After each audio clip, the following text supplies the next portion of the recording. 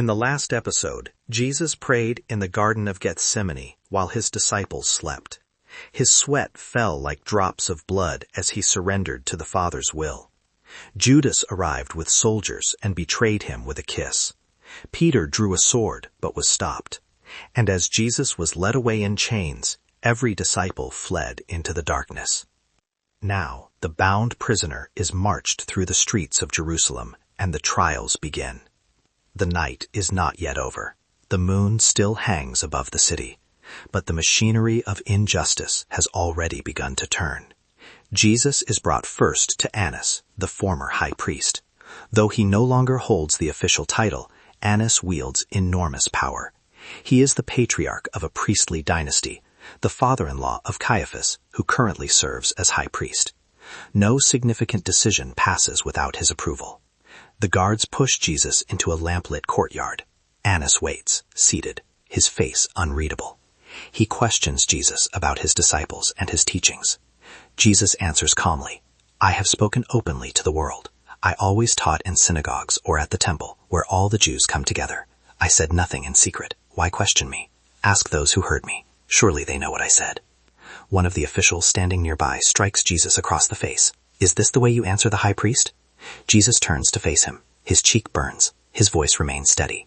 "If I said something wrong, testify as to what is wrong. But if I spoke the truth, why did you strike me?" Annas has no answer. He sends Jesus, still bound, to Caiaphas. Caiaphas has already assembled the Sanhedrin, the ruling council of Jewish elders, scribes, and priests.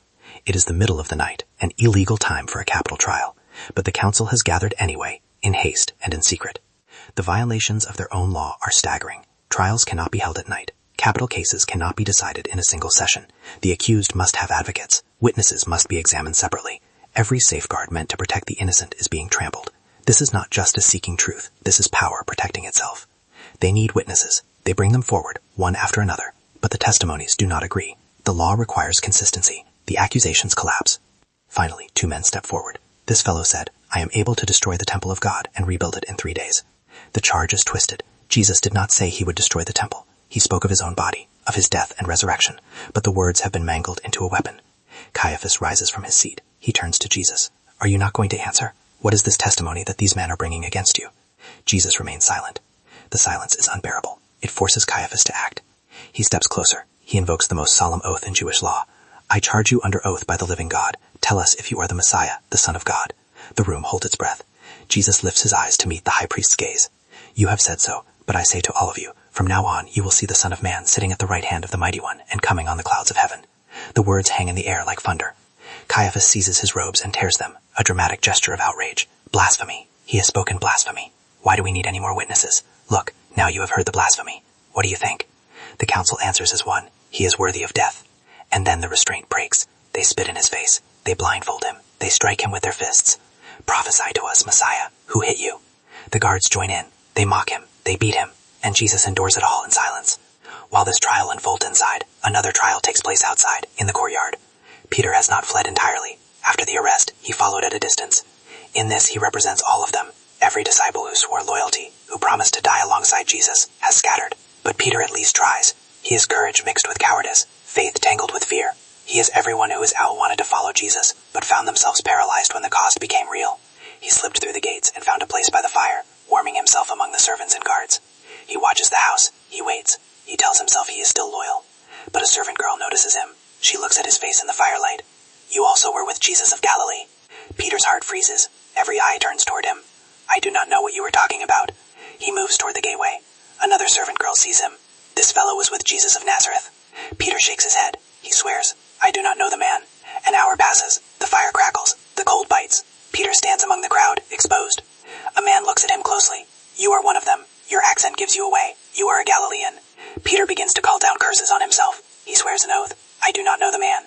At that moment, a rooster crows. The sound cuts through the night. And Peter remembers, "Before the rooster crows, you will disown me 3 times. He sees Jesus being led across the courtyard, bound, bloodied, silent. And Jesus turns and looks at him. And there is no condemnation in that look, no anger, only sorrow, only knowledge. Peter stumbles outside. He finds a dark corner, and he weeps. The scripture says he wept bitterly, not quiet tears, not restrained grief, the kind of weeping that breaks a man. Morning comes. The sun rises over Jerusalem. The Sanhedrin meets again to formalize their decision. They cannot execute a prisoner themselves. That power belongs to Rome. So they bind Jesus again. They lead him through the streets to the praetorium, the Roman governor's headquarters. He questions Jesus at length. Jesus answers, "You have said so." Pilate presses further, "Are you a king then?" Jesus replies, "My kingdom is not of this world. If it were, my servants would fight to prevent my arrest, but my kingdom is from another place." Pilate stares at him. He sees no rebel. He sees no threat. He sees only a beaten man who speaks of a kingdom that has no legions. I find no basis for a charge against this man.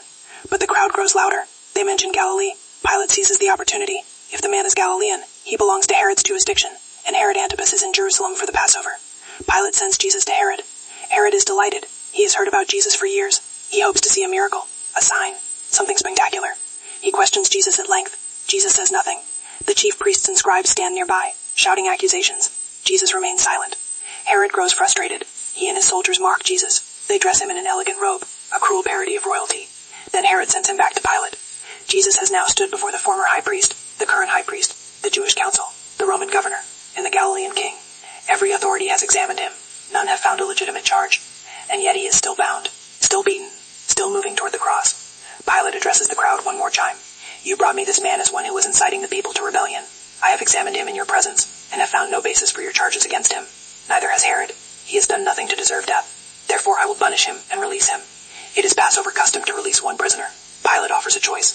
Barabbas, a murderer and insurrectionist, sits in the prison. The crowd has two options. Whom do you want me to release to you? Barabbas, or Jesus who is called the Messiah? The chief priests work the crowd. The shouts begin to rise. Barabbas, give us Barabbas. Pilate hesitates. What shall I do then with Jesus who is called the Messiah? The answer comes back, loud and unanimous. Crucify him. Pilate protests. Why? What crime has he committed? But the crowd only shouts louder. Crucify him. Crucify him. Pilate sees a riot forming. He takes water.